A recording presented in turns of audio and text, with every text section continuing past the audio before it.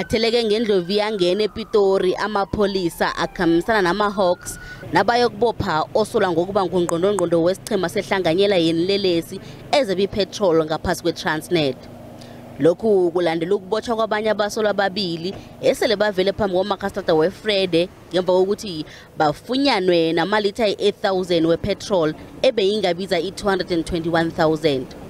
Ukhulumela ama-Hawks uphilani ngikwalase uthi njenganje Umsolwa osolwa ngokuba ngungqondongqondo lo uthethwe wasiwe endaweni engeze bayiveze ukuthi kukuphi ukwenzela ukuphenya ngokungeneleleko. We have just arrested a 35-year-old suspect who is alleged to be a kingpin that is involved in a syndicate that is basically stealing fuel from the national Transnet pipeline.